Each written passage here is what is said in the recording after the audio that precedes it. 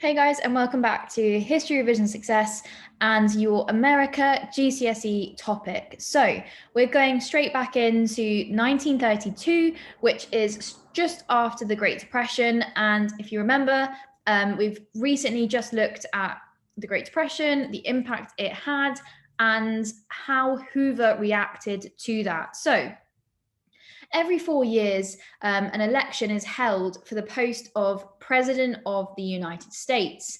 However, as we know, Hoover has won the last election with a landslide.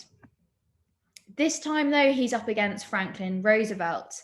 With an election taking place in the depths of a Great Depression, there was going to be a huge emphasis placed on each man's plans for the poverty that had befallen America. Both of them were really going to have to rely on this idea of what is your plan for the situation in the election campaign. So before we look at kind of who won and why, let's just think a little bit about who these two different men are. So Hoover was 58 years old by the 1932 election.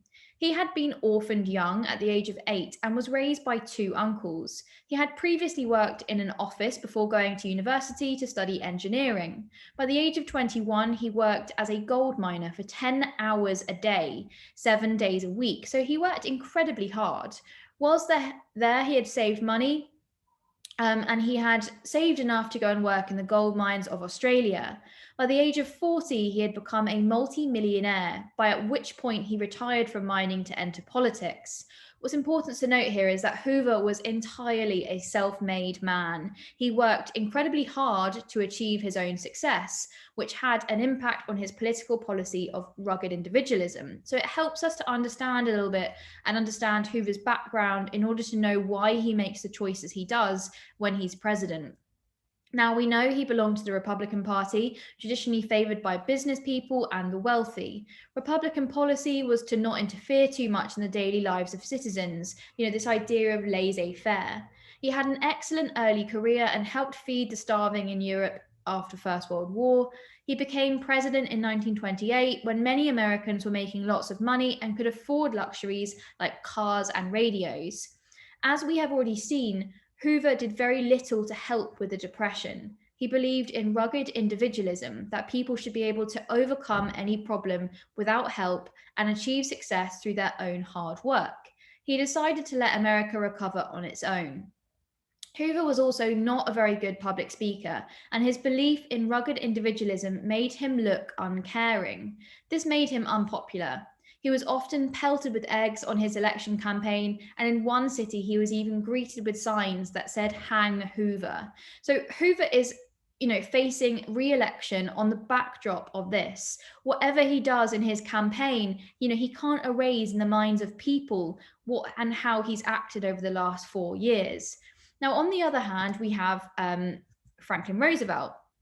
Now, Roosevelt was 50 years old by 1932, and in comparison to Hoover, he had a relatively spoilt upbringing. He was an only child who had been educated by private tutors at home, and he had a degree from Harvard, one of the country's best universities. He married his cousin, Eleanor, in 1905 and decided to go into politics in 1910.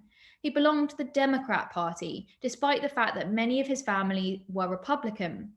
Some believe he chose the Democrats as it would give him greater publicity. Others suggest that his wife may have influenced his decision as she cared deeply about the poor. He had an important job organizing the Navy during the First World War. However, during this time, he contracted polio, a spinal disease that nearly killed him in 1921. He spent 5 years recovering but never fully regained the use of his legs, and he used a wheelchair for the rest of his life. He made deals actually with the media to never show him walking on film. Despite this difficulty, he returned to politics in 1928 and became governor of New York, a really high kind of ranking position. As governor of New York, he spent $20 million of taxpayer money helping the unemployed. He told people this is how he intended to deal with the Depression if he became president. He promised the 3 R's: relief, help for the old, the sick, the unemployed and homeless; recovery, government schemes to provide better jobs; and reform, make America a better place for ordinary people.